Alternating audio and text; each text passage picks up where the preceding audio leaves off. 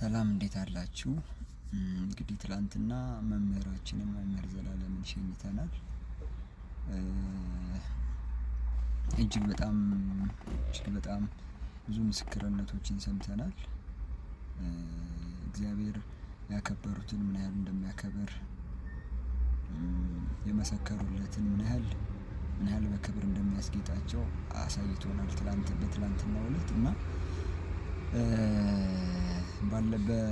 ያለፈው ቪዲዮ ላይ እንደነገርኳችሁ በአራት ነበረ መምህር እየመጣ እኛ ደብር ያስተምር የነበረውና ዛሬ መጋቢት 4 ነው።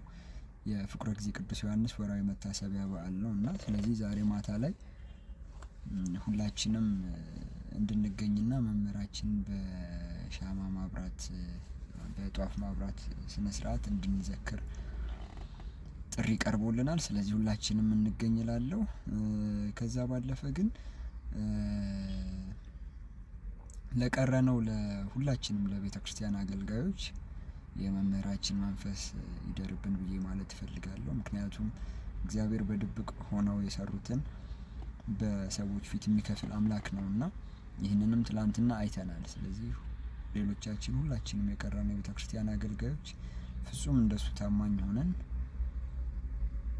የቤተክርስቲያንን መከራ በሁሉም ፊት እየመሰከርን እየተናገርን የሰዎች ህመም እየታመምን የሌሎች ክርስቲያኖችንም ህመም እየታመምን ከቤተክርስቲያን ጎን እንድንቆም ብዬ እላለሁ። በተረፈ ዛሬ ምሽት 11 ሰዓት ተኩል ላይ ነው ከላይ እንደምታዩት 11 ተኩል ላይ በደብራችን ደብረ ነጎድጓድ ቅዱስ ዮሐንስ እና በመካነ ጎልጎታ ቅድስት ማርያም ቤተክርስቲያን የተዘጋጀውን የጧፍ ማብራት ፕሮግራም እሱን መታሰቢያ ለማድረግ ነው። እንደሌላው ጊዜ ዛሬ ዘላለም ይመጣል ብለን ለመማር አይደለም የምንሄደው፣ እሱን ለማሰብ ነውና ስለዚህ ሁላችንም እንገኝ እላለሁ።